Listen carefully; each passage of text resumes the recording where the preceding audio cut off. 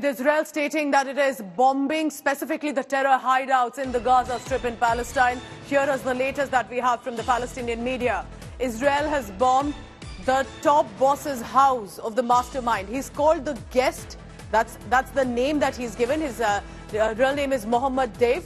The house of the father of Deif, who's basically Deif is the head of the Hamas's military wing.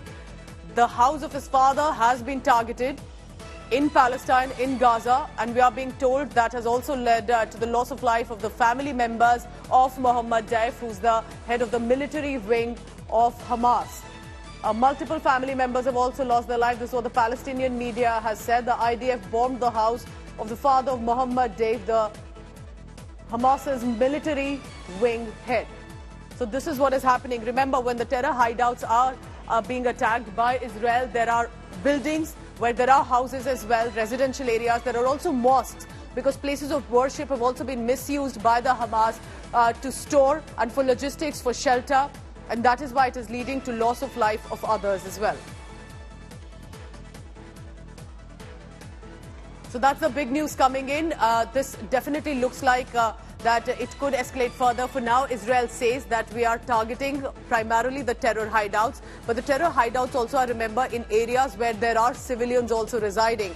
The death toll, even in Palestine, in the Gaza Strip, is escalating for now. And this looks like that it could go on for the next few days as well. Mohammed Deif has been well known as the guest. He's the head of the Hamas's military wing, has coordinated a lot of attacks against Israel.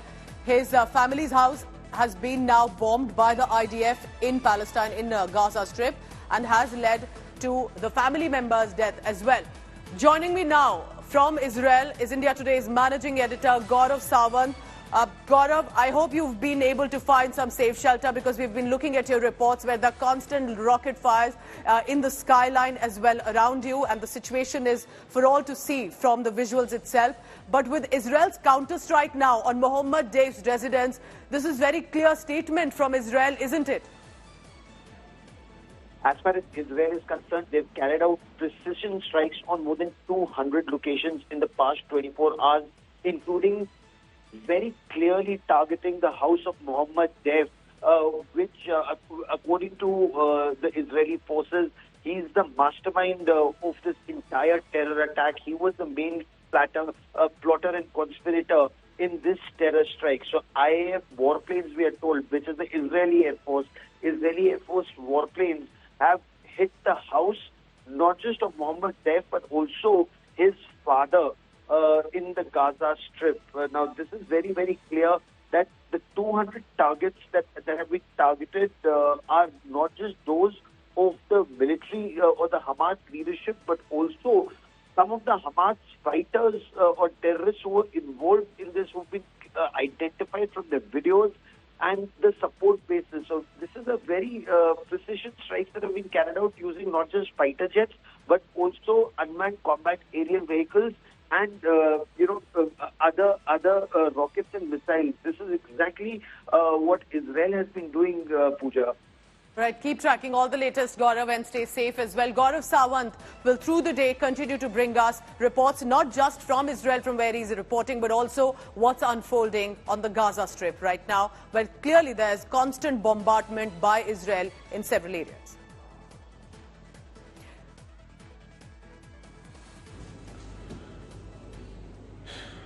Shalom everyone, Lieutenant Colonel Jonathan here, Reserve IDF spokesperson, and this is our daily update. It is almost 6 a.m. in Israel, and Wednesday, 4 days after the war started with Hamas, 4 days after Hamas breached into Israel, attacked Israeli communities, murdered and massacred Israeli civilians, and took dozens of Israelis hostage into Gaza. The death toll is a staggering 1,200 dead Israelis. I'll repeat that number because it is unimaginable. 1,200 dead Israelis, the overwhelming majority of them civilians, and more than 2,700 wounded, and sadly, something tells me that these numbers are not the final numbers.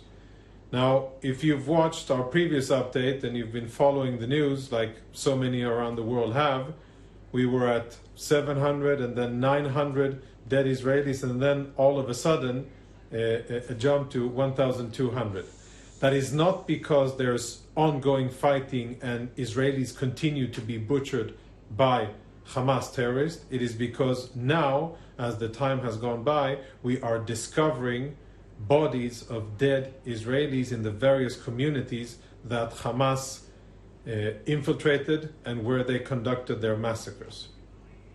If you've been watching news today, you will have seen coverage in legacy media of the atrocities, the unspeakable atrocities that Hamas performed in many of the communities around Gaza. Specifically, international media today was granted access to a small and what used to be beautiful kibbutz northeast of the Gaza Strip. The kibbutz is called Kfar Aza, and I'll show you on this map here exactly where Kfar Aza is and how close it is to the Gaza Strip. We've zoomed in on the area. This is the Gaza Strip, the northeastern part of Gaza.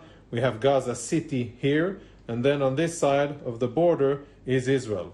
Now we'll zoom in on this community here. This is the community of Kfar Aza, a little kibbutz. And as you can see, quite close, a few minutes running distance from the border to Kfar Aza. And today the international media went in here and saw the carnage and destruction that Hamas terrorists left behind in this village.